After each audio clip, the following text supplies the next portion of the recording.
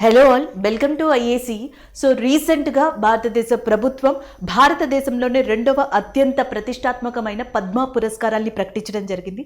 So దానికి సంబంధించి exam point of వ్యూలో ఎలా ఇంటర్లింక్ చేసి చదవాలి, ఇంపార్టెంట్ పాయింట్స్ ఏంటి, ప్రజెంట్ ఏ ఇన్ఫర్మేషన్ ఉంది, దాని యొక్క హిస్టారికల్ బ్యాక్గ్రౌండ్ ఏదైనా ఉందా, ఇలాంటి విషయాలన్నింటినీ కూడా ఈ వీడియోలో ఒకసారి డిస్కస్ చేద్దాం. సో మనకి భారతదేశంలో అత్యంత ప్రతిష్టాత్మకమైన హయ్యెస్ట్ సివిలియన్ అవార్డు కింద భారతరత్న అనే దాన్ని చెప్పడం జరుగుతుంది. సో దాని తర్వాత రెండవ హయ్యెస్ట్ సివిలియన్ అవార్డు కింద ఈ పద్మ పురస్కారాన్ని తీసుకోవడం జరుగుతుంది. రెండింటినీ కూడా ఒకే సంవత్సరంలో ప్రారంభించారు. అయితే వీటి యొక్క సెలెక్షన్ ప్రొసీజర్లో కానీ, దాని తర్వాత ఈ నెంబరింగ్ కానీ, సో సంవత్సరానికి ఎంతమందిని తీసుకోవడం కానీ, ప్రకటించడం కానీ, దానికి సంబంధించిన కంప్లీట్ ప్రొసీజర్ అనేది కొంచెం డిఫరెంట్గా ఉండడం జరుగుతుంది. అయితే దీనిని ఎలా సెలెక్ట్ చేసుకుంటారు, ఈ సంవత్సరం ఎంతమందిని సెలెక్ట్ చేసుకున్నారు, దానికి సంబంధించిన ఇంపార్టెంట్ పాయింట్స్ ఏంటి అనేది ఒకసారి ఇప్పుడు చూద్దాం. 1954 అంటే దీని హిస్టారికల్ బ్యాక్గ్రౌండ్ కనుక మనకి కావాల్సి వస్తే ఎగ్జామ్ పాయింట్ ఆఫ్ వ్యూలో, సో ఫస్ట్ మనం గుర్తుపెట్టుకోవాల్సిన సంవత్సరం 1954. సో ఇదే సంవత్సరంలో మొట్టమొదటిసారిగా భారతదేశం యొక్క ప్రతిష్టాత్మకమైన హయ్యెస్ట్ సివిలియన్ అవార్డుగా మనకి పరిగణించబడే భారతరత్న కానీ and as well as Padma పురస్కారాలు కానీ, ఈ రెండు కూడా మనకి 1954లోనే స్టార్ట్ అయ్యాయి. అయితే మొట్టమొదటిగా ఈ పురస్కారాల్ని తీసుకున్నప్పుడు Pehla work, దూసరా work, teesra work కింద కేటగరైజ్ చేయడం జరిగింది. 1955లో 1955లో ఈ మూడు వర్గాల్ని కూడా పద్మ విభూషణ్, పద్మభూషణ్, పద్మశ్రీ అనే పదాలతో మనకి ఒక కేటగరైజ్ చేయడం జరిగింది, నేమింగ్ ఇవ్వడం జరిగింది. అండ్ ఈ పద్మ పురస్కారాల్ని కూడా ప్రతి సంవత్సరం భారతదేశం గణతంత్ర దినోత్సవం నాడు అంటే జాన్ 26న పురస్కరించుకుని ప్రకటించడం జరుగుతుంది ప్రతి సంవత్సరం కూడా. అయితే కొన్ని సందర్భాలలో, కొన్ని డిఫరెంట్ సిచ్యువేషన్స్లో, అత్యవసర పరిస్థితుల్లో ఈ అవార్డ్స్ని భారతదేశ ప్రభుత్వం కొన్ని సంవత్సరాలు ప్రకటించలేదు. సో ఆ స్కిప్ చేసిన ఇయర్స్ కూడా మనకి ఎగ్జామ్ పాయింట్ ఆఫ్ వ్యూలో కొంత ఇంపార్టెంటే. 1978లో ఒకసారి, 1979లో ఒకసారి, సో 1993 నుంచి 1997 ఈ మధ్యలో మనకి ఈ పద్మ అవార్డ్స్ని భారతదేశ ప్రభుత్వం కొన్ని పరిస్థితుల దృష్ట్యా మనకి ప్రకటించడం జరగలేదు. సో ఈ సంవత్సరాలు మనకి హిస్టారికల్ బ్యాక్గ్రౌండ్ ఆఫ్ పద్మ అవార్డ్స్లో చాలా ఇంపార్టెంట్గా చెప్పచ్చు. సో దాని తర్వాత నెక్స్ట్ చూసుకుంటే 1954లో మొట్టమొదటిసారిగా ఈ పురస్కారాల్ని ప్రకటించినప్పుడు పెహలా వర్క్ లేదా మన భాషలో పద్మ విభూషణ్గా ఏదైతే చెప్పుకుంటున్నామో ఆ అవార్డ్స్ని అందుకున్న మొట్టమొదటి భారతీయులు కావచ్చు లేదా మొట్టమొదటి పర్సన్స్, వ్యక్తులు కావచ్చు, వాళ్ళల్లో వన్ ఆఫ్ ద ఇంపార్టెంట్ పర్సన్గా మనకి సత్యేంద్రనాథ్ బోస్ గారు ఉన్నారు. సో భారతరత్నలో మొట్టమొదటిగా మనకి సర్వేపల్లి రాధాకృష్ణ గారు లాంటి వాళ్ళు ఎలా అయితే అవార్డ్స్ని అందుకున్నారు అని చెప్తున్నామో, అలాగే పద్మ అవార్డ్స్ని 1954లో మొట్టమొదటిసారిగా స్టార్ట్ చేసినప్పుడు ఈ అవార్డ్స్ అందుకున్న వ్యక్తుల్లో ఒక పర్సన్ సత్యేంద్రనాథ్ బోస్. సో ఈయన చాలా ప్రముఖ శాస్త్రవేత్తగా కూడా మనకి గుర్తించబడ్డారు. బోస్ ఐన్స్టీన్ లాంటి సిద్ధాంతాల్ని కూడా ఈయన ప్రకటించడం జరిగింది. సో అలాంటి పర్సన్కి మనకి 1954లో పద్మ పురస్కారాన్ని, పెహలా వర్గ్ని ఇవ్వడం జరిగింది. అలాగే నెక్స్ట్ రాజ్యాంగానికి సంబంధించి ఈయన ప్రముఖ ఆర్టిస్ట్గా కూడా గుర్తించబడ్డారు. అండ్ నందాలాల్ బోస్ గారు, ఈయనకి కానీ, సో అప్పట్లో మనకి ఒక ప్రముఖ రాజకీయవేత్తగా ఎవరైతే జాకీర్ హుస్సేన్ గారు ఉన్నారో, పొలిటీషియన్ ఈయన, సో ఆ టైంలో ఈయనకి కూడా అవార్డు ఇవ్వబడింది. అలాగే బాలాసాహెబ్ గంగాధర్ గారు కావచ్చు, వికే కృష్ణ మీనన్ గారు కావచ్చు, అండ్ వీళ్ళందరికీ కూడా మనకి 1954లో పద్మ విభూషణ్ లేదా పెహలా వర్గ్ కేటగిరీలో అవార్డు అందుకున్న మొట్టమొదటి భారతీయులు. అయితే భారతీయ ఏతరులకి, నాన్ ఇండియన్స్కి కూడా ఈ అవార్డుని ప్రకటించడం జరుగుతుంది. అలా మొట్టమొదటిసారిగా పద్మ అవార్డుని లేదా పద్మ పురస్కారాన్ని అందుకున్న భారతీయ ఏతరుడు ఎవరు అంటే మనకి సో జిగ్మీ దోర్జీ వాంగ్చుక్, భూటాన్ యొక్క కింగ్గా చెప్పచ్చు ఈయన్ని. ఈయన మొట్టమొదటి పర్సన్, భారతీయులు కాకుండా ఎవరైతే పద్మ పురస్కారాన్ని అందుకున్నారో వాళ్ళ జాబితాలో ఫస్ట్ ఉన్న వ్యక్తిగా ఈయనని మనకి దోర్జీ వాంగ్చుక్ అనే పర్సన్ని చెప్పచ్చు. సో ఈయన ఏ కంట్రీకి సంబంధించిన వ్యక్తి అంటే భూటాన్కి సంబంధించిన వ్యక్తిగా మీరు గుర్తుపెట్టుకోవాల్సి ఉంటుంది. అలాగే మీకు ఆల్రెడీ తెలుసు, భారతరత్న అనేది ప్రకటించినప్పుడు మ్యాక్సిమం ఎంతమందికి ప్రకటిస్తారు అంటే ముగ్గురికి ప్రకటించడం జరుగుతుంది. సో ఒకరికి ప్రకటించవచ్చు, ఇద్దరికి ప్రకటించవచ్చు, సో ముగ్గురిని మించి ప్రకటించకూడదు భారతరత్న అనేది. అలాగే పద్మ పురస్కారాలకి కూడా ఒక మ్యాక్సిమం నెంబర్ ఉంది, అది వచ్చేటప్పటికి 120. 120 మందికి మించకుండా ఈ అవార్డుని మనకి ప్రకటించకూడదు. అంటే 120 ఈజ్ అ మ్యాక్సిమం మెంబర్. 120కి మించి ఈ అవార్డ్స్ని ప్రకటించడం జరగదు. అయితే మనకి ఈ పద్మ అవార్డ్స్లో పోస్టుమస్ ఉంటారు, and as well as next వచ్చేటప్పటికి ఫారిన్ కేటగిరీ వ్యక్తులు ఉంటారు. సో ఇలాంటి వాళ్ళు ఉంటారు. ఈ 120 మ్యాక్సిమం నెంబర్ అయితే ఉందో, సో దీంట్లోకి మనకి ఈ చనిపోయిన తర్వాత ఎవరైతే అవార్డ్స్ని ప్రకటిస్తారో వాళ్ళని కానీ, పోస్టుమస్ని కానీ, లేకపోతే నెక్స్ట్ ఫారినర్స్ని కానీ, లేకపోతే ఓవర్సీస్ సిటిజన్స్ ఆఫ్ ఇండియా OCIగా కూడా వీళ్ళని కేటగరైజ్ చేయడం జరుగుతుంది. వీళ్ళని కానీ, విదేశీయులు ఎవరైతే ఉంటారో వీళ్ళని కానీ ఈ మ్యాక్సిమం నెంబర్లోకి కౌంట్ చేయరు. సో వీళ్ళని మినహాయించి టోటల్గా ఎంతమంది వరకు పద్మ అవార్డ్స్ని ఒక్క సంవత్సరంలో ప్రకటించవచ్చు అంటే 120 మంది దాకా వీళ్ళని ప్రకటించవచ్చు. ఇంకా నెక్స్ట్ వస్తే పోస్టుమస్, అంటే మనకి చాలా అవార్డ్స్లో చనిపోయిన తర్వాత కూడా కొంతమంది వ్యక్తులకి అవార్డు ఇవ్వడం జరుగుతుంది. అయితే పద్మ అవార్డ్స్ యొక్క రూల్స్ ప్రకారం ఇందులో కొంత మనకి డిఫరెంట్ కైండ్ ఆఫ్ రూల్స్ అనేవి ఉన్నాయి. చనిపోయిన వ్యక్తులకి జనరల్గా పోస్టుమస్ అవార్డ్స్ అనేవి పద్మ పురస్కారాల్లో ఇవ్వరు. కానీ ఒక సంవత్సరం లోపు ఈ అవార్డ్స్ని ప్రకటించిన ఒక్క సంవత్సరం లోపు ఎవరైనా పర్సన్స్ చనిపోయి ఉంటే సో వాళ్ళకి పోస్టుమస్ కేటగిరీ కింద ఈ అవార్డ్స్ని ఇవ్వడం జరుగుతుంది. సో ఈ సెంటెన్స్కి అర్థం వచ్చేలాగా ఒక ఎగ్జాంపుల్ని మనం జనరల్గా చూద్దాం. భారతరత్న మీకు ఆల్రెడీ తెలుసు. సో లాస్ట్ టైం అంటే 2019లో భారతరత్న ఒక రినౌడ్ పర్సన్కి ప్రకటించడం జరిగింది. అంటే ప్రకటించిన వ్యక్తుల్లో వన్ ఆఫ్ ద ఇంపార్టెంట్ వ్యక్తి ఉన్నారు, ఆయన పేరు భూపెన్ హజారికా. ఎవరైతే అస్సాంకి చెందిన ప్రముఖ వ్యక్తిగా ఆయన పేరు గాంచారో భూపెన్ హజారికా అనే వ్యక్తి, ఆయనకి 2019లో భారతరత్న అనే అవార్డుని ప్రకటించడం జరిగింది. ఇది పోస్టుమస్ అవార్డు, ఎందుకంటే ఆయన 2011లో చనిపోవడం జరిగింది. పద్మ అవార్డ్స్లో కూడా పోస్టుమస్ అవార్డు అనేది ప్రకటిస్తారు, కానీ ఇంత ఇయర్స్ డిఫరెన్స్ ఉంటే కనుక దాన్ని కన్సిడర్ చేయరు. అంటే ఫర్ ఎగ్జాంపుల్ 2022లో పద్మ అవార్డ్స్ ఏవైతే ప్రకటించారో అప్పటి నుంచి 2023లో ఇప్పటి వరకు పద్మ అవార్డ్స్ ఏవైతే ప్రకటించారో ఈ మధ్యకాలం అంటే ఒక్క సంవత్సరం లోపు ఈ అవార్డ్స్ని ప్రకటించే ఒక్క సంవత్సరం లోపు ఆ పర్టిక్యులర్ వ్యక్తి కనుక చనిపోతే ఆ పర్సన్కి పోస్టుమస్ అవార్డ్ని కన్సిడర్ చేయడం జరుగుతుంది.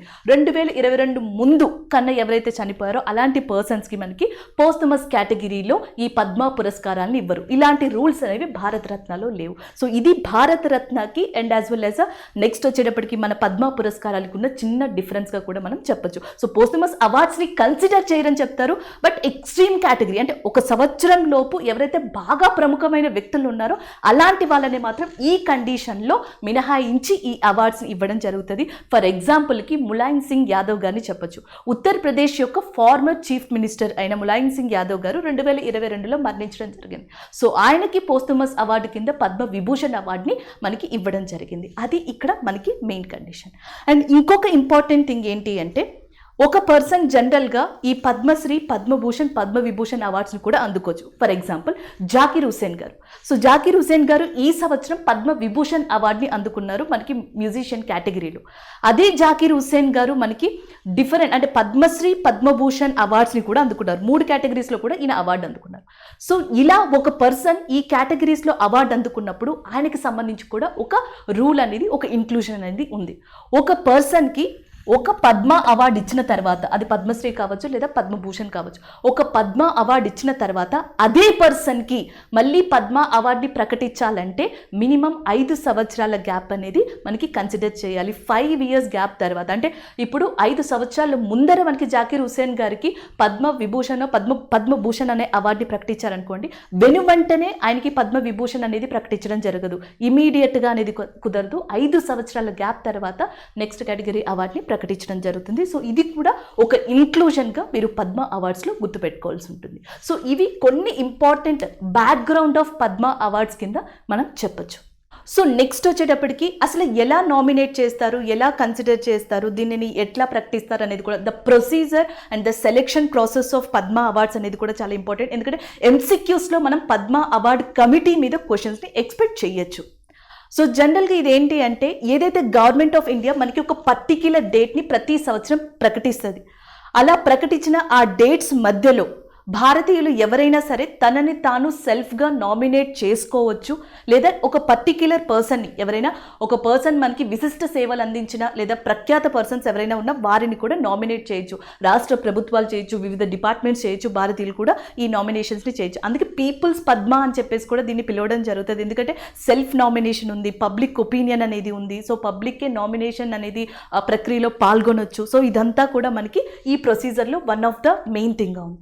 అండ్ సెకండ్ థింగ్ ఏంటంటే ప్రధానమంత్రి నేతృత్వంతో ఏర్పడిన అంటే ప్రైమ్ మినిస్టర్ ఆధ్వర్యంలో ఏర్పడిన పద్మ అవార్డు కమిటీ ఏదైతే ఉంటుందో ఈ కమిటీ ఈ పర్టిక్యులర్ డేట్స్లో ఏవైతే నామినేషన్స్ వచ్చాయో ఆ నామినేషన్స్ అన్నిటినీ కూడా కన్సిడర్ చేయడం జరుగుతుంది. సో దాని తర్వాత ఈ అవార్డ్స్ని ప్రకటించడం జరుగుతుంది. అలా ప్రకటించిన వ్యక్తులకి భారతదేశ రాష్ట్రపతి ప్రెసిడెంట్ ఆఫ్ ఇండియా చేతుల మీదుగా ఈ అవార్డుని అందజేయడం జరుగుతుంది. సో ఇది టోటల్గా మనకి ఈ సెలెక్షన్ ప్రొసీజర్గా చెప్పొచ్చు.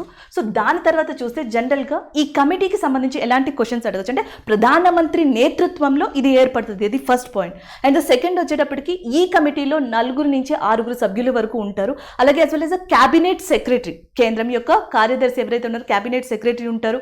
అలాగే హోమ్ వ్యవహారాల శాఖ అంటే మినిస్ట్రీ ఆఫ్ హోమ్ అఫైర్స్కి సంబంధించిన సెక్రటరీ కావచ్చు. సో వీళ్ళు కూడా మనకి వన్ ఆఫ్ ద ఇంపార్టెంట్ వ్యక్తులుగా ఈ అవార్డు కమిటీలో ఉండడం జరుగుతుంది.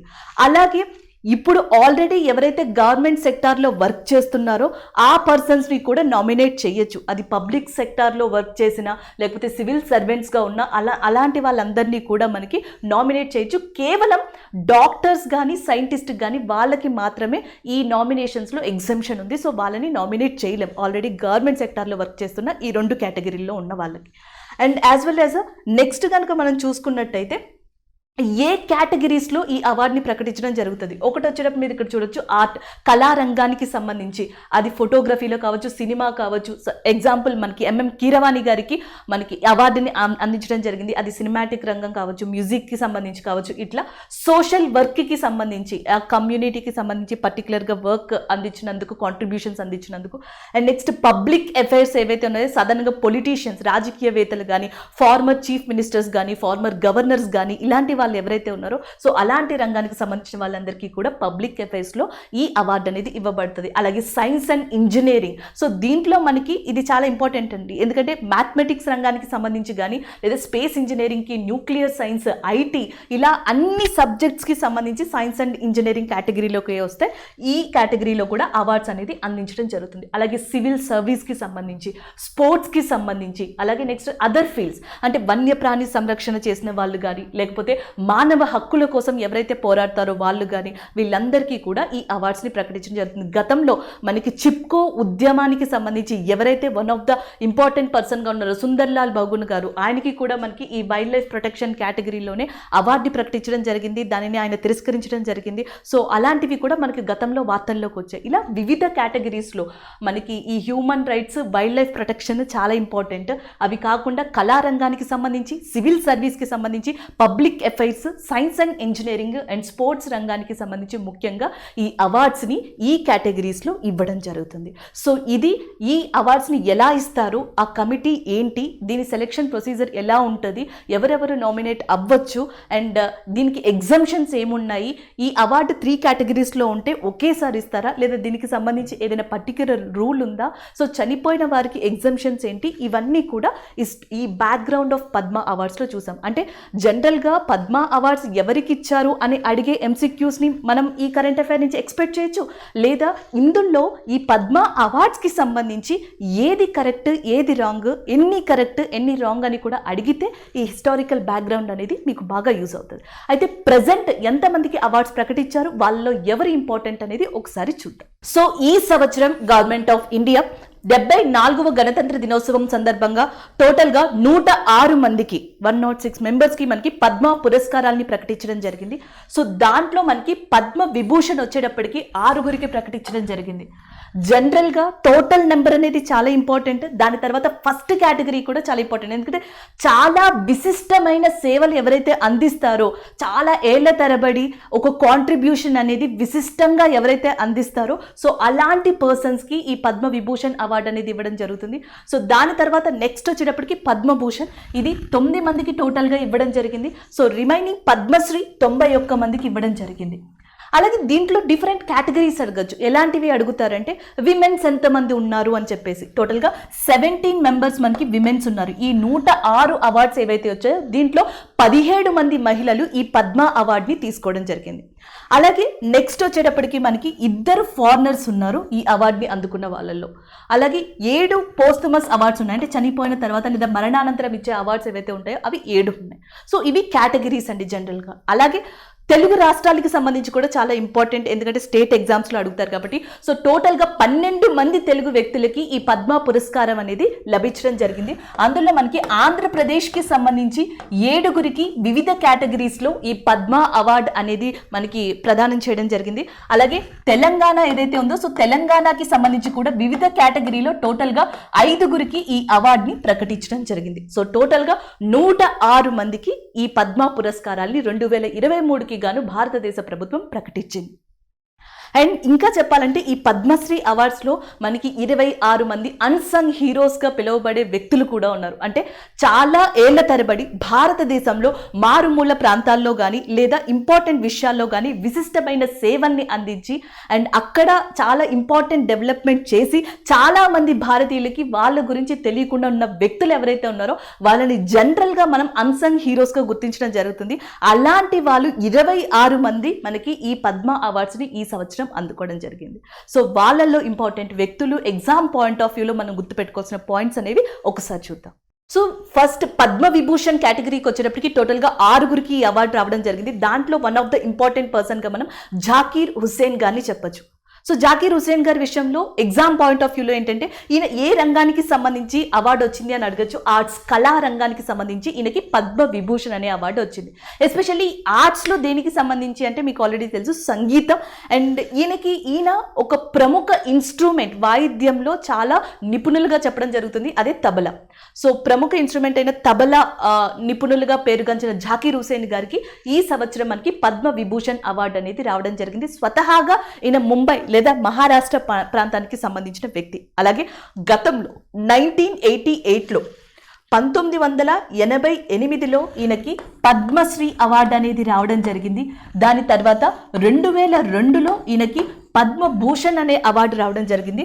2023లో ఈయనకి పద్మ విభూషణ్ అనే అవార్డు రావడం జరిగింది. టోటల్గా పద్మ అవార్డ్స్కి సంబంధించి 3 కేటగిరీస్లో ఉన్న అవార్డ్స్ని జాకీర్ హుస్సేన్ గారు అందుకున్నారు. సో ఇది ఈయనకి సంబంధించిన విషయం. అండ్ నెక్స్ట్ పర్సన్ని చూద్దాం. So next person Padma Vibhushan వచ్చేటప్పటికి మనకి విఠల్ దాస్ దోషి గారు లేదా బాలకృష్ణ విఠల్ దాస్ దోషి గారుగా కూడా చెప్పొచ్చు. ప్రముఖ శిల్పి, ఆర్కిటెక్ట్ ఈయన. సో ఆర్కిటెక్చర్ రంగానికి సంబంధించి, నిర్మాణ రంగానికి సంబంధించి ఈ సంవత్సరం పద్మ విభూషణ్ అవార్డు అందుకున్న వ్యక్తి ఎవరు అంటే విఠల్ దాస్ దోషి గారు. భారతదేశంలో 100+ ప్రాజెక్ట్స్ని ఈయన చేపట్టడం జరిగింది. చాలా ఇంపార్టెంట్ కట్టడాల్లో ఎస్పెషల్లీ మహారాష్ట్ర, గుజరాత్ లైక్ పూణే, నాగ్పూర్, అహ్మదాబాద్ ఇలాంటి ప్రాంతాలకి సంబంధించిన కట్టడాల్లో ఈయన యొక్క ప్రముఖ పాత్ర అనేది ఎంతగానో ఉందని చెప్పొచ్చు. అలాగే ఈయన రీసెంట్గా చనిపోవడం జరిగింది. అంటే జాన్ 26న అవార్డుని ప్రకటించడం జరిగితే జాన్ 24న ఈయన మరణించడం జరిగింది. కాబట్టి ఈయనది పోస్టమస్ అవార్డు కిందే మనం కన్సిడర్ చేయాల్సి ఉంటుంది. సో ఈ సంవత్సరం జాన్ 24న ఈయన మరణించారు. అంతకు ముందర గతంలో అంటే 2022లో కూడా ఈ ఆర్కిటెక్చర్ రంగానికి సంబంధించి ఆర్కిటెక్చర్ రంగానికి సంబంధించి 2022లో ఒక ప్రముఖ ప్రఖ్యాతమైన అవార్డు అయిన రిబా రాయల్ గోల్డ్ మెడల్ ఏదైతే ఉందో ఈ రిబా రాయల్ గోల్డ్ మెడల్ అనే దాన్ని కూడా ఈయన గెలుచుకోవడం జరిగింది. అలాగే ప్రపంచ ప్రఖ్యాతిగాంచిన one of the renowned architecture award కింద కూడా దాన్ని చెప్పొచ్చు. ప్రిస్కర్ అవార్డు అని చెప్పేసింది. ప్రిస్కర్ ప్రైజ్ అని కూడా దీన్ని పిలవచ్చు. ప్రిస్కర్ ప్రైజ్. సో దీన్ని అందుకున్న ఏకైక భారతీయుడు మనకి విఠల్ దాస్ దోషి గారు. 2018లో ఈయన ఈ అవార్డుని సొంతం చేసుకున్నారు. అలాగే మనకి మహారాష్ట్రలోని పూణేలో ఇంపార్టెంట్ అండ్ ఫేమస్ యూనివర్సిటీ ఉంది, ఫ్లేమ్ యూనివర్సిటీ అని చెప్పేసి.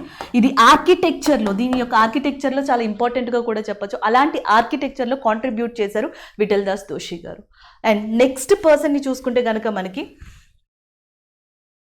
సో పద్మ విభూషణ్ అందుకున్న వారిలో వన్ ఆఫ్ ద ఇంపార్టెంట్ అంటే 6 వ్యక్తులు కూడా చాలా ప్రముఖ ప్రఖ్యాత వ్యక్తులే. వాళ్ళలో చాలా ఇంపార్టెంట్గా చెప్పుకునే వ్యక్తి మనకి మెహలనోబిస్ గారు లేదా దిలీప్ మెహలనోబిస్ అని కూడా పిలవచ్చు. ఈయనని ప్రముఖంగా వెస్ట్ బెంగాల్ లేదా కల్కత్తా ప్రాంతానికి సంబంధించిన వ్యక్తి.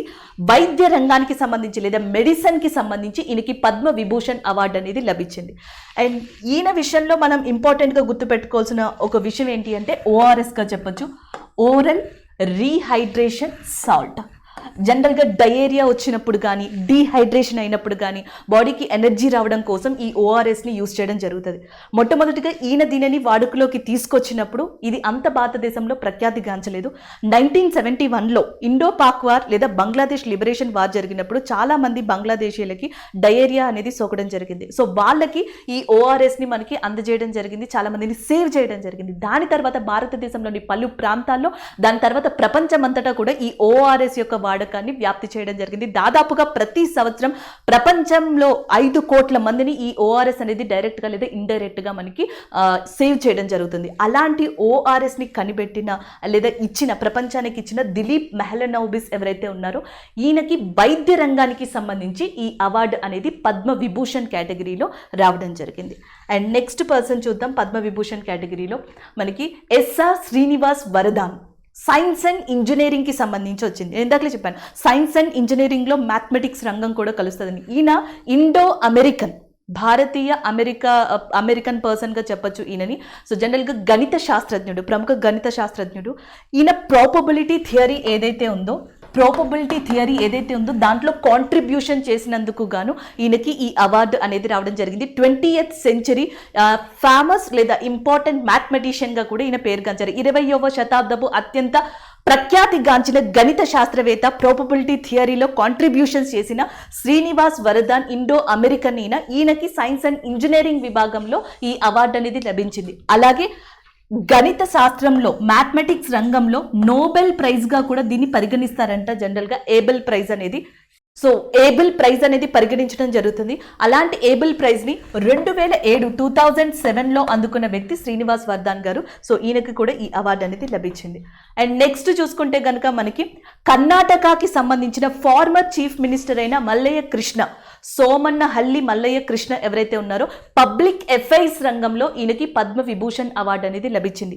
ఈయన కర్ణాటకకి చీఫ్ మినిస్టర్గా, ముఖ్యమంత్రిగా కూడా వర్క్ చేశారు. అలాగే మహారాష్ట్రకి కూడా గవర్నర్గా వర్క్ చేయడం జరిగింది. Farmer governor of Maharashtra, farmer chief minister of Karnataka అయిన మల్లయ్య కృష్ణ గారికి పబ్లిక్ అఫైర్స్ రంగంలో ఈ అవార్డు అనేది దక్కింది. దాదాపుగా ఈ సంవత్సరం కర్ణాటకకి సంబంధించిన 8 మందికి మనకి వివిధ కేటగిరీస్లో పద్మ అవార్డు అనేది లభించింది. దాంట్లో పద్మ విభూషణ్ కేటగిరీలో పబ్లిక్ అఫైర్స్ రంగంలో మల్లయ్య కృష్ణ గారు ఎవరైతే ఉన్నారో సో ఆయనకి పద్మ విభూషణ్ అనేది లభించడం జరిగింది. అండ్ నెక్స్ట్ పర్సన్ని చూద్దాం. సో నెక్స్ట్ పర్సన్ వచ్చేటప్పటికి a very important politician and very important person and Mulayam Singh Yadav, the former chief minister of ఉత్తరప్రదేశ్కి 3 సార్లు ముఖ్యమంత్రిగా పనిచేసిన వ్యక్తి. సమాజ్వాద్ పార్టీ ఏదైతే ఉందో సో ఇండియాలోనే వన్ ఆఫ్ ద ఇంపార్టెంట్ పార్టీగా దాన్ని చెప్పొచ్చు. అండ్ యూపీలో చాలా ఫేమస్ అయిన party Samajwadi party. So Samajwadi party ఫౌండర్గా కూడా ఈయనని గుర్తుపెట్టుకోవచ్చు. అలాగే ఈయన ఫార్మర్ డిఫెన్స్ మినిస్టర్, రక్షణ శాఖ మంత్రిగా కూడా వర్క్ చేశారు. ఫార్మర్ డిఫెన్స్ మినిస్టర్, అలాగే ఉత్తరప్రదేశ్కి 3 టైమ్స్ మనకి చీఫ్ మినిస్టర్గా వర్క్ చేసిన వ్యక్తి. సమాజ్వాదీ పార్టీ రూపకర్త అయిన ములాయం సింగ్ యాదవ్ గారికి పబ్లిక్ అఫైర్స్ రంగంలో పద్మ విభూషణ్ అవార్డు వచ్చింది. ఇది పోస్టుమస్ అవార్డు, ఎందుకంటే లాస్ట్ ఇయరే మనకి ములాయం సింగ్ యాదవ్ గారు చనిపోవడం జరిగింది. సో ఈయనకి పోస్టుమస్ అవార్డు అనేది లభించింది. ఒక స్కూల్ టీచర్గా తన కెరియర్ని ప్రారంభించి సో దాని తర్వాత రెగ్యులర్గా, దాని తర్వాత చీఫ్ మినిస్టర్గా, దాని తర్వాత డిఫెన్స్ మినిస్టర్గా ఎదిగిన వ్యక్తిగా ములాయం సింగ్ యాదవ్ గారిని చెప్పొచ్చు. అయితే ముఖ్యంగా ఈయన ప్రొఫెషన్స్ని అయినా అడగచ్చు, లేదా ఏ పార్టీని స్థాపించారు, ఏ రాష్ట్రానికి సంబంధించిన వారు, ఏ కేటగిరీలో వచ్చింది, ఉత్తరప్రదేశ్కి ఎన్నిసార్లు చీఫ్ మినిస్టర్ అయ్యారు, లేదా మనకి ఏ మంత్రిత్వ శాఖకి ఈయన మనకి మంత్రిగా వర్క్ చేశారు గతంలో అని అడగచ్చు. రక్షణ శాఖ లేదా డిఫెన్స్ మినిస్టర్గా వర్క్ చేయడం జరిగింది. ఇది టోటల్గా 6, అది జాకిర్ హుసేన్ గారు కావచ్చు, శ్రీనివాస్ వరదాన్ గారు కావచ్చు, దిలీప్ మెహ్లనోబిస్ గారు కావచ్చు, సో ఇలా ములాయం సింగ్ యాదవ్ గారు కావచ్చు, ఇలా టోటల్గా 6 ఇంపార్టెంట్ వ్యక్తులకి తమ విశిష్ట సేవలకు గాను ఈ సంవత్సరం పద్మ విభూషణ్ అవార్డు అనేది భారతదేశ ప్రభుత్వం ప్రకటించడం జరిగింది. ఇవి ఎగ్జామ్ పాయింట్ ఆఫ్ వ్యూలో వాళ్ళ పేరు, వాళ్ళ కేటగిరీ ముఖ్యంగా గుర్తుపెట్టుకోవాలి. దాని తర్వాత చిన్న చిన్న పాయింట్స్ ఏవైతే ఉన్నాయో అవి మీకు ఎలిమినేషన్ ప్రాసెస్లో అడిగితే యూజ్ అవుతాయి. సో నెక్స్ట్ మనకి పద్మభూషణ్ ఎవరైతే 9 మంది వ్యక్తులు అందుకున్నారో సో వాళ్ళు ఏ కేటగిరీలో అందుకున్నారనేది ఒకసారి చూద్దాం. సో ఇప్పటి వరకు మనం పద్మ విభూషణ్ అవార్డ్స్ గురించి ఒక్కొక్కరి గురించి చెప్పుకున్నాం కదా. ఆ టోటల్ 6 గ్రహీతలు ఎవరైతే ఉన్నారో, సో మీకు రిఫరెన్స్ కోసం నేను ఇక్కడ ఇవ్వడం జరిగింది.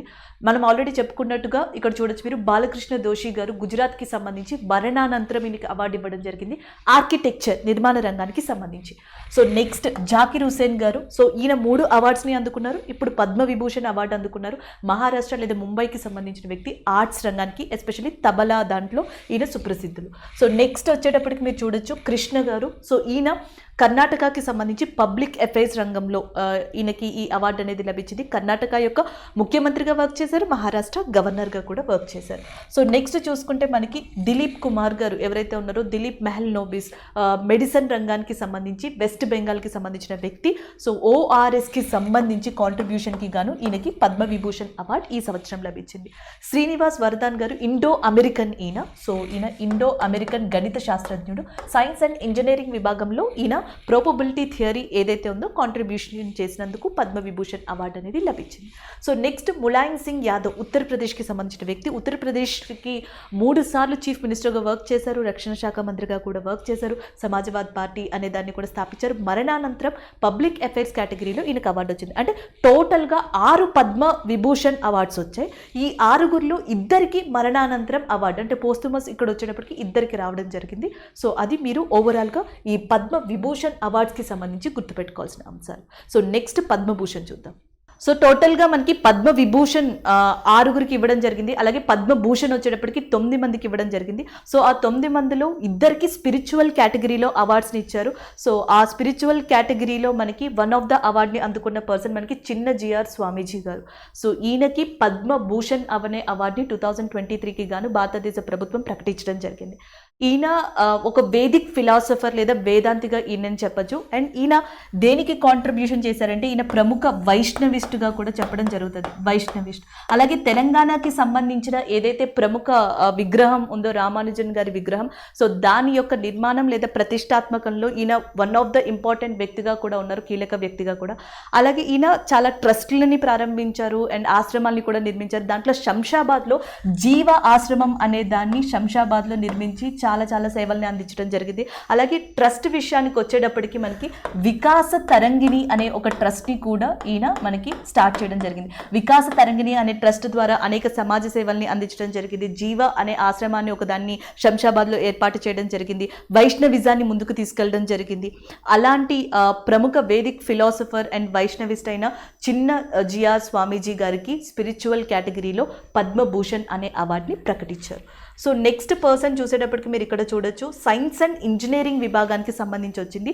So professor Deepak Dhar. Professor Deepak Dhar యాక్చువల్గా 2022 కరెంట్ అఫైర్స్లో కూడా ఉన్నారు. ఎందుకంటే ఈ భౌతిక శాస్త్ర రంగానికి సంబంధించిన ఇంపార్టెంట్ అవార్డు అయిన బోల్జ్మాన్ అవార్డు ఏదైతే ఉందో, ఈ బోల్జ్మాన్ అవార్డుని అందుకున్న ప్రథమ భారతీయుడు 2022లో అందుకున్నారు ఆయన దీపక్ దార్ గారు. ఈయన స్టాటిస్టికల్ ఫిజిక్స్లో కాంట్రిబ్యూషన్ చేసినందుకు గాను పద్మభూషణ్ అనే అవార్డుని ఈ సంవత్సరం భారతదేశ ప్రభుత్వం ఈయనకి ప్రకటించడం జరిగింది. ప్రస్తుతం ఈయన Indian institute of science and research Pune ఏదైతే ఉందో, సో అక్కడ భౌతిక శాస్త్రవేత్తగా వర్క్ చేయడం జరుగుతుంది. ఈయనకి ఈ అవార్డుని ప్రకటించారు. సో నెక్స్ట్ వన్ చూద్దాం. సో పద్మభూషణ్ వచ్చిన వాళ్ళలో ఇంకా నెక్స్ట్ ఇంకొక పర్సన్ వచ్చేటప్పటికి కపిల్ కపూర్ గారుగా చెప్పచ్చు. అండ్ లిటరేచర్ అండ్ ఎడ్యుకేటర్ కూడా, సాహిత్యవేత్త and as well as a విద్యావేత్త. ఈ కేటగిరీలో ఈయనకి ఈ అవార్డు అనేది లభించింది, పద్మభూషణ్ అవార్డు అనేది.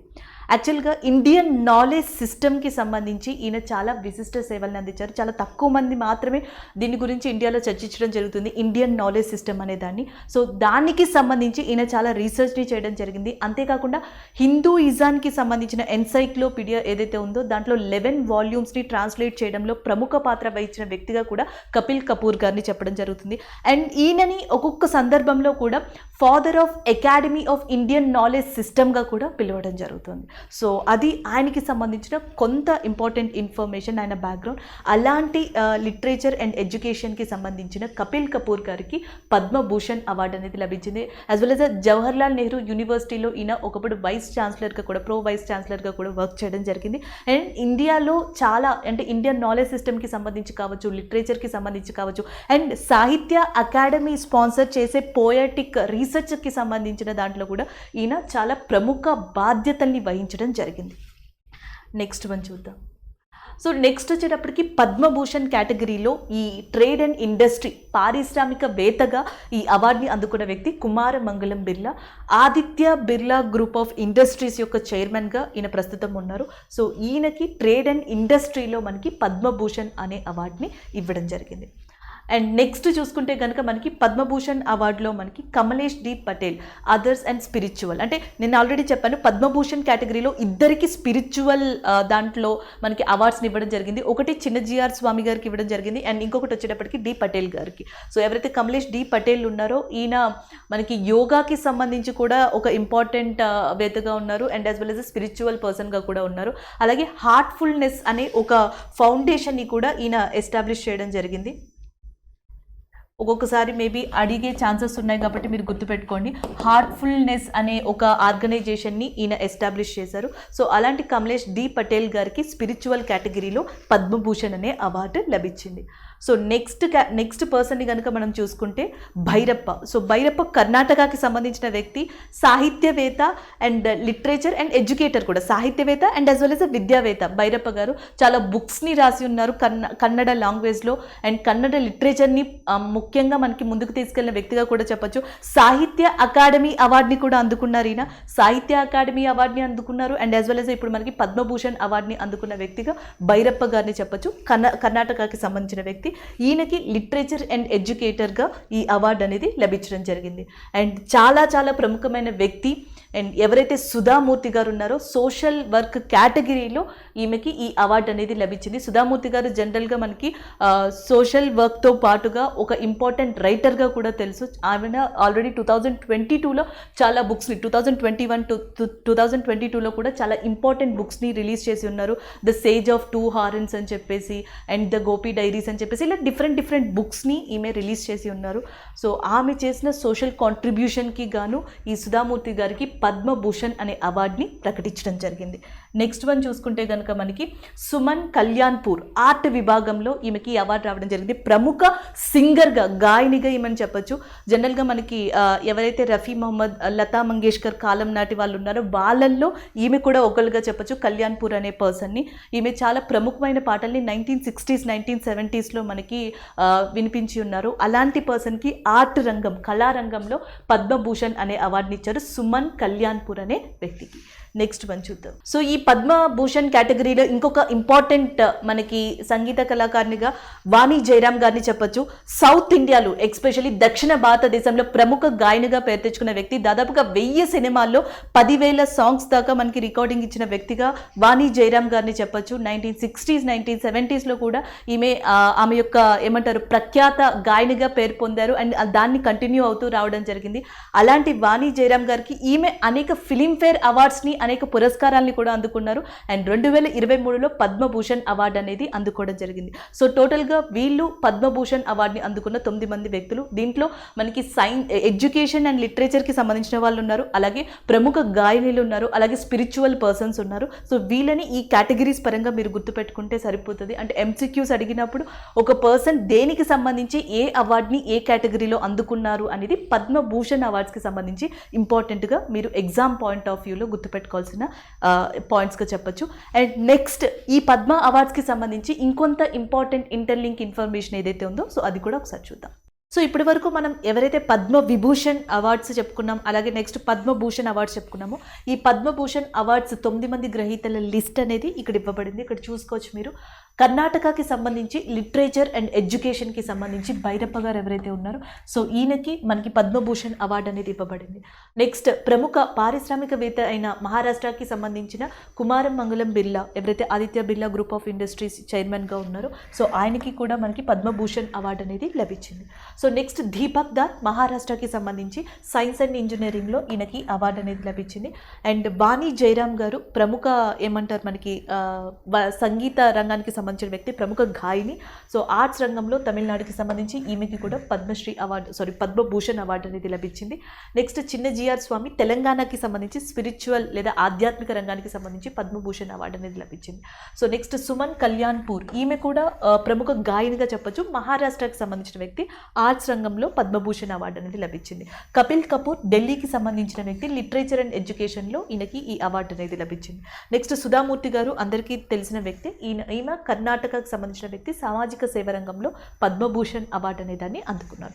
ఇంకపోతే మనకి కమలేష్ డి పటేల్ గారు తెలంగాణకి సంబంధించి సేమ్ ఆధ్యాత్మిక రంగం, అంటే తెలంగాణకి సంబంధించి ఇద్దరు కూడా ఆధ్యాత్మిక రంగంలో పద్మభూషణ్ అవార్డు అనే దాన్ని ఈ సంవత్సరం అందుకున్నారు. సో టోటల్గా వీళ్ళు 9 మంది పద్మభూషణ్ అవార్డు గ్రహీతలుగా ఉన్నారు. సో పద్మశ్రీని దాదాపుగా 91 మంది ప్రముఖ వ్యక్తులు అందుకోవడం జరిగింది. అయితే 91 మంది వ్యక్తుల గురించి ఎగ్జామ్లో మొత్తం చదవాలా అంటే సో జనరల్గా అవసరం లేదండి. అండ్ ఇందులో ఇంపార్టెంట్ వ్యక్తులు, అలాగే మీరు స్టేట్ ఎగ్జామ్స్కి ప్రిపేర్ అయితే పర్టికులర్గా తెలంగాణ వాళ్ళైతే తెలంగాణకి సంబంధించిన 5 వ్యక్తుల్ని, ఆంధ్రప్రదేశ్కి సంబంధించిన 7 వ్యక్తుల్ని గుర్తుపెట్టుకోవాల్సి ఉంటుంది. సో వాళ్ళల్లో అంటే జనరల్గా ఎంఎం కీరవాణి గారిని కానీ పద్మశ్రీ రావడం జరిగింది ఆయనకి సంగీతం విభాగంలో. రవీనా టండన్ గారు, ఆమెకి కూడా ఈ సినీ రంగానికి సంబంధించి లేదా కళారంగానికి సంబంధించి అవార్డు రావడం జరిగింది. ఇలాంటి వాళ్ళని జనరల్గా మనం గుర్తుపడతాం ఏ కేటగిరీకి సంబంధించి వచ్చింది అంటే. సో ఈ 91 మందిలో కూడా కొంతమంది రినౌడ్ పర్సన్స్ ఉన్నారు, చాలా ఇంపార్టెంట్ కాంట్రిబ్యూషన్స్ చేశారు, వాళ్ళని అన్సంగ్ హీరోస్గా గుర్తించడం జరిగింది.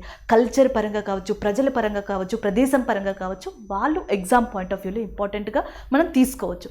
అలాంటి వాళ్ళలో కొంత లిస్ట్ని మీకు ఇక్కడ ఇవ్వడం జరిగింది. ఈ పద్మశ్రీ అవార్డ్స్ వచ్చిన దానిలో వన్ ఆఫ్ ద ఇంపార్టెంట్ పర్సన్గా మనకి రతన్ చంద్రాకర్ అనే పర్సన్ని చెప్పచ్చు.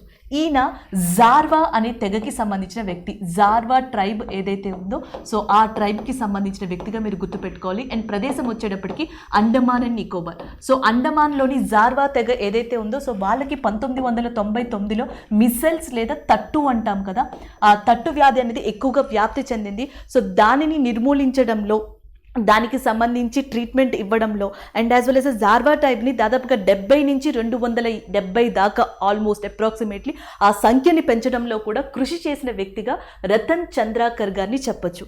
సో ఇది ఈయనకి సంబంధించిన ఇన్ఫర్మేషన్. అయితే ఎగ్జామ్ పాయింట్ ఆఫ్ వ్యూలో మీరు గుర్తుపెట్టుకోవాల్సింది ఏ తెగకి సంబంధించిన వ్యక్తి అంటే జార్వా ట్రైబ్కి, ఆ ట్రైబ్ కోసం ఈయన కృషి చేయడం జరిగింది అండమాన్కి సంబంధించి. అండ్ ఏ రంగానికి అంటే వైద్య రంగానికి సంబంధించిన వ్యక్తి. తట్టుకి లేదా మిసిల్స్ వ్యాధి ఏదైతే ఉంటుందో దాని నిర్మూలనకి కృషి చేసిన వ్యక్తి మనకి రతన్ చంద్రాకర్ గారు. ఈయనకి ఈ సంవత్సరం పద్మశ్రీ అవార్డుని ప్రకటించారు. సో నెక్స్ట్ చూసుకుంటే మనకి హీరాబాయ్ లోబీ లేదా హీరాబాయ్ ఇబ్రహీం లోబీగా కూడా ఈమెను పిలవచ్చు. ఈమె గుజరాత్కి సంబంధించి సిద్ధి కమ్యూనిటీ ఏదైతే ఉందో సో ఆ సిద్ధి కమ్యూనిటీ డెవలప్మెంట్కి ఈమె చాలా పాటుపడిన వ్యక్తిగా గుర్తించబడ్డారు. ఈమెకి పద్మశ్రీ అవార్డు అనేది లభించింది. దాదాపుగా సిద్ధి కమ్యూనిటీకి సంబంధించి 700 మంది స్త్రీలకి వాళ్ళ డెవలప్మెంట్ కోసం, చదువు కోసం కావచ్చు, వ్యాపారం లేదా ఎకనామికల్గా వాళ్ళు స్టెబిలిటీగా రావడం కోసం ఆమె చాలా కృషి చేసిన వ్యక్తిగా పేరుగాంచారు. అలాంటి హీరాబాయ్ లోబీ గారికి పద్మశ్రీ అవార్డు అనేది లభించడం జరిగింది ఈ సంవత్సరం.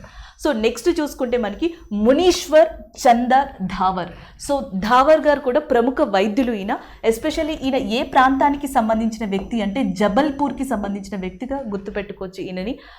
జనరల్గా మనం ఇప్పుడున్న జనరేషన్లో చూసుకుంటే ఈ ఏదైతే ఎడ్యుకేషన్ కావచ్చు లేదా మెడిసిన్స్ కావచ్చు, వైద్య రంగం కావచ్చు, సో ఎస్పెషల్లీ వైద్య రంగం అనేది చాలా చాలా కాస్ట్ అయిపోయింది. ఈ టైంలో ఎక్స్పెన్సివ్ అయిన ఈ వైద్య రంగం ఏదైతే ఉందో దాంట్లో కూడా కేవలం 20 రూపాయలకే దావార్ గారు, అంటే 2 రూపాయల నుంచి స్టార్ట్ చేశారు ఈయన, ఇప్పుడు 20 రూపాయలకే ఆయన వైద్యం అందించడం జరుగుతుంది. 50 సంవత్సరాలుగా దాదాపుగా పాస్ట్ 50 ఇయర్స్గా దావార్ గారు తమ సేవల్ని వైద్య రంగంలో అందించడం జరుగుతుంది. సో ఈయనకి కూడా పద్మశ్రీ అవార్డు అనేది ఇవ్వడం జరిగింది. అలాగే నాగాల్యాండ్ ఎస్పెషల్లీ నాగా కమ్యూనిటీకి సంబంధించిన ఎవరైతే మనకి రామ్కి వాంగ్బీ న్యూమి అనే పర్సన్ ఉన్నారో సో ఈ రామ్కి వాంగ్బీ న్యూమి అనే పర్సన్కి కూడా అవార్డు ఇవ్వడం జరిగింది. ఎందుకంటే సో నాగా కమ్యూనిటీకి సంబంధించి హిరాకా కల్చర్ అనేది ఉందంట, హిరాకా సంస్కృతి.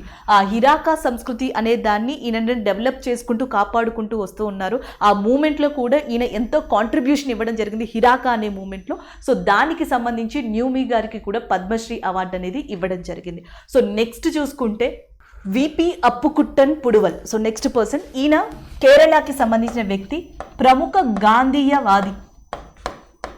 అంటే ఫ్రీడమ్ ఫైటర్గా కూడా ఈయన గుర్తుపెట్టుకోవచ్చు. 1942లో ఏదైతే క్విట్ ఇండియా ఉద్యమం అంటాం కదా, క్విట్ ఇండియా ఉద్యమం జరిగిందో సో దాంట్లో కూడా ఈయన పార్టిసిపేట్ చేయడం జరిగింది. అండ్ దాని తర్వాత ఆయన ఉన్న ప్రాంతంలో గాంధేయవాద సిద్ధాంతాలతో అభివృద్ధి కోసం పాటుపడడం జరిగింది. అలాంటి అప్పు కుట్టువన్ పడువల్ ఎవరైతే ఉన్నారో సో అప్పు కుట్టువన్ పడువల్ గారికి పద్మశ్రీ అవార్డు అనేది లభించడం జరిగింది. జనరల్గా ఈయన గాంధేయవాది కాబట్టి చాలా ఇంపార్టెంట్గా మనం కన్సిడర్ చేయొచ్చు, హిస్టరీ పరంగా కానీ కరెంట్ అఫైర్స్ పరంగా కానీ స్టాటిస్టిక్స్ పరంగా కానీ. సో ఆ కేటగిరీలో ఈయన మీరు గుర్తుపెట్టుకోవడానికి ట్రై చేయండి. సో నెక్స్ట్ వచ్చేటప్పటికి ఆంధ్రప్రదేశ్లోని కాకినాడ ప్రాంతానికి సంబంధించిన సంక్రాంతి చంద్రశేఖర్ ఎవరైతే ఉన్నారో సో సంక్రాంతి చంద్రశేఖర్ గారు, ఈయనకి కూడా సోషల్ వర్క్ గాను అవార్డు అనేది ప్రకటించడం జరిగింది, పద్మశ్రీ అవార్డు. ఈయన ఒక ఎయిర్ బాంబింగ్ ఇన్సిడెంట్లో తన యొక్క వైఫ్ని పిల్లల్ని కోల్పోయారు. దాని తర్వాత ఎడ్యుకేషన్ ఫ్రీ మెడికల్ సర్వీసెస్ని జనాల కోసమని ఆయన అందించడం జరుగుతుంది. సో ఆయన చేసిన కృషికి గాను చంద్రశేఖర్ గారికి ఈ సంవత్సరం పద్మశ్రీ అవార్డు అనేది లభించింది. సో ఈయన ఆంధ్రప్రదేశ్ క్యాడర్లో గుర్తుపెట్టుకోవచ్చు, అంటే ఆ స్టేట్కి సంబంధించి ఈయనని గుర్తుపెట్టుకోవచ్చు. నెక్స్ట్ వచ్చేటప్పటికి Vadivel Gopal and Masi సదయన్ and Vadivel Gopal వీళ్ళిద్దరూ కూడా తమిళనాడులో ఇరులా కమ్యూనిటీ అని చెప్పేసి ఉందండి. సో ఈ ఇరులా కమ్యూనిటీ అనే దానికి సంబంధించిన వ్యక్తులు, వీళ్ళిద్దరూ ప్రముఖంగా స్నేక్ క్యాచర్స్, పాములు పట్టే వాళ్ళు అంటాం కదా అది. వీళ్ళు ఏం చేశారంటే జనరల్గా ఇండియాలో ఉన్న భయంకరమైన స్నేక్స్ ఏవైతే ఉన్నాయో వాటిని అవలీలగా పట్టుకోవడంలో ప్రముఖమైన వ్యక్తులుగా చెప్పొచ్చు. నాట్ ఓన్లీ ఇంటర్నేషనల్ పర్సన్స్కి కూడా వీళ్ళిద్దరూ ట్రైనింగ్ ఇవ్వడం జరిగింది. అంటే ప్రపంచ ప్రఖ్యాతిగాంచిన వ్యక్తులుగా ఈ కమ్యూనిటీకి సంబంధించిన వడివేల్ గోపాల్ కానీ లేదా మాసి సదియన్ కానీ పేరు ప్రఖ్యాతిగాంచడం జరిగింది. ఆ ఇద్దరు వ్యక్తులకి కూడా ఈ పద్మశ్రీ అవార్డు అనే దాన్ని మనకి ఇవ్వడం జరిగింది. సో నెక్స్ట్ చూసుకుంటే నెక్స్ట్ తులారాం ఉప్రీతి, ఈయన సిక్కింకి సంబంధించిన వ్యక్తిగా గుర్తుపెట్టుకోవచ్చు. జనరల్గా సిక్కిం అస్సాం బోర్డర్ విలేజ్ ఏదైతే ఉంటుందో లింగ్లేజ్ అని చెప్పేసి, సో లింగ్లేజ్ అనే విలేజ్కి సంబంధించిన వ్యక్తి తులారాం ఉప్రీతి గారు. Sikkim is the first fully organic farming state in India కింద గుర్తించబడింది. అలాంటి సిక్కింలో దాదాపుగా 80 సంవత్సరాలు ఆర్గానిక్ వ్యవసాయాన్ని మనకి పాటిస్తూ వస్తున్న వ్యక్తి తులరాం గారు. ఈయన ఏజ్ వచ్చేటప్పటికి 98 ఇయర్స్, 98 సంవత్సరాల తులారాం ఉప్రీతి గారు ఈ సంవత్సరం పద్మశ్రీ అవార్డు అనేది ఆర్గానిక్ ఫార్మింగ్ని పాటిస్తూ దానిని వ్యాప్తి చేస్తూ వస్తున్నందుకు గాను ఈ కృషికి గాను ఈయన అవార్డు అందుకున్నారు. సిక్కిం తరపున అవార్డు అందుకున్న ఈ సంవత్సరం అవార్డు అందుకున్న ఏకైక వ్యక్తి పద్మ అవార్డ్స్లో తులరాం ఉప్రీతి గారే. సో నెక్స్ట్ వచ్చేటప్పటికి ఇక్కడ చూడొచ్చు రున్రేమ్ సాంగి. ఈమె మిజోరంకి సంబంధించిన వ్యక్తిగా మీరు గుర్తుపెట్టుకోవాల్సి ఉంటుంది. మిజోరం యొక్క సాంగ్స్ ఏవైతే ఉన్నాయో కల్చర్, వాటినన్నిటినీ కూడా చాలా సంవత్సరాలుగా ఈమె డెవలప్ చేసుకుంటూ దానిని స్ప్రెడ్ చేసుకుంటూ కాపాడుకుంటూ వస్తున్న వ్యక్తిగా ఈమెని గుర్తించడం జరిగింది సాంగిని. సో ఈమెకి కూడా పద్మశ్రీ అవార్డు అనేది లభించింది. వీళ్ళందరూ కూడా ఒక డిఫరెంట్ మోటోతో డిఫరెంట్ ప్లేస్లో అండ్ చాలా ఇంపార్టెంట్ కాంట్రిబ్యూషన్స్ చేసిన వ్యక్తులు, అంటే 91 మంది కూడా ఇంపార్టెంట్ కాంట్రిబ్యూషన్స్ చేశారు. సో వీళ్ళల్లో చాలా చాలా పాపులర్ అయిన వ్యక్తులుగా వీళ్ళని చెప్పొచ్చు. అన్సంగ్ హీరో కేటగిరీస్లో కూడా వీళ్ళందరూ లొకేట్ అయి ఉన్నారు. సో కాబట్టి ఎగ్జామ్ పాయింట్ ఆఫ్ వ్యూలో అక్కడక్కడ మేబీ అడిగే ఛాన్సెస్ ఉన్నాయి. ఇరులా ట్రైబ్కి సంబంధించిన స్నేక్ క్యాచర్స్ ఎవరు అని అడగచ్చు, లేదా జార్వా ట్రైబ్కి సంబంధించి ఎవరు తట్టు వ్యాధి కోసం కృషి చేసిన వ్యక్తి, పద్మ అవార్డు అందుకున్న వ్యక్తి ఎవరని అడగచ్చు, లేదా సిద్ధి కమ్యూనిటీ కోసం కృషి చేసిన వ్యక్తి ఏ రాష్ట్రానికి సంబంధించి పద్మ అవార్డుని అందుకున్నారు. సో ఇలాంటి క్వశ్చన్స్ని మనం ఈ స్లైడ్స్ నుంచి ఎక్స్పెక్ట్ చేయొచ్చు ఎగ్జామ్ పాయింట్ ఆఫ్ వ్యూలో. సో ఇప్పటి వరకు పద్మ అవార్డ్స్ ఎంతమందికి ఇచ్చారు, దాని ప్రొసీజర్ ఏంటి, ఎలా నామినేట్ చేస్తారు, దాంట్లో ఇంకా ఎలాంటి పర్టిక్యులర్ రూల్స్ ఉన్నాయి, మ్యాక్సిమం ఎంతమందిని నామినేట్ చేయొచ్చు, so historical background, present information అనేది చూసాం. సో మీకోసం ఇంకొంత క్లారిటీ రావడం కోసం అని చెప్పేసి ఈ ఎడిషనల్ ఇన్ఫర్మేషన్ అంతే. సో జనరల్గా పద్మ అవార్డ్స్ అనే వాటిని ఒక పర్టికులర్ పర్సన్కి ఇచ్చిన తర్వాత, ప్రకటించిన తర్వాత రిజెక్ట్ చేసే అధికారం ఉందా, చేయొచ్చా అంటే, సో జనరల్గా గతంలో అలాంటి ఇన్సిడెంట్స్ చాలా జరిగాయి. మనం నార్మల్గా చూసుకుంటే పద్మ అవార్డ్ కమిటీ ఒకసారి అవార్డీస్ని సెలెక్ట్ చేసిన తర్వాత వాళ్ళకి ఈ ఇన్ఫర్మేషన్ అందించడం జరుగుతుంది. సో దాని తర్వాత వాళ్ళకి రిజెక్ట్ చేసే అధికారం కూడా ఉంటుంది. సో ఇది ఈ ప్రొసీజర్ అనేది జనరల్గా చాలా సంవత్సరాల నుంచి జరుగుతూ వస్తుంది. వాళ్ళల్లో ఇక్కడ మీరు చూడొచ్చు, ఫర్ ఎగ్జాంపుల్కి ఇచ్చాను, రోమిల్లా థాపర్ గారు ప్రముఖ ఇండియన్ హిస్టోరియన్గా ఈమె పేరుగాంచిన వ్యక్తిగా కూడా చెప్పొచ్చు. చాలా ఇండియన్ హిస్టరీకి సంబంధించిన చాలా బుక్స్ని రాశారు. రోమిల్లా థాపర్ గారు గతంలో చాలా స్టేట్మెంట్స్ని కూడా ఇవ్వడం జరిగింది. అంటే నాకు సంబంధించి ఆమె హిస్టరీ బ్యాక్గ్రౌండ్కి సంబంధించి యూనివర్సిటీస్ కానీ అలాంటివి అవార్డ్స్ ఇస్తే నేను స్వీకరిస్తాను, బట్ పద్మ అవార్డ్స్ని మాత్రం ఆమె రిజెక్ట్ చేయడం జరిగింది. అలాగే మీరు ఇక్కడ చూడొచ్చు, ప్రకాష్ సింగ్ బాదల్ ఒకప్పుడు పంజాబ్ యొక్క చీఫ్ మినిస్టర్గా వర్క్ చేశారు. ఫార్మర్స్ ప్రొటెక్షన్ ఏదైతే జరిగిందో సో దానికోసం అని చెప్పేసి ఈయన ఈ పద్మ అవార్డ్ని రిజెక్ట్ చేయడం జరిగింది.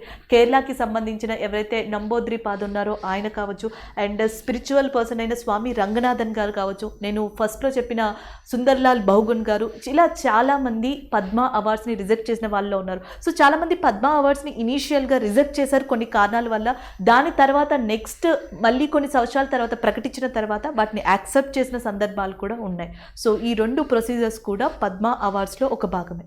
అయితే ఒకసారి పద్మ అవార్డ్ని ఇచ్చిన తర్వాత దాన్ని క్యాన్సిల్ చేసే ప్రాసెస్ ఉంటుందా, ఉంటే ఎవరికి అధికారం ఉంటుంది, జనరల్గా అలాంటివి ఏమైనా ఇండియాలో జరిగాయా అంటే ఒకసారి మీరు ఇక్కడ చూడొచ్చు.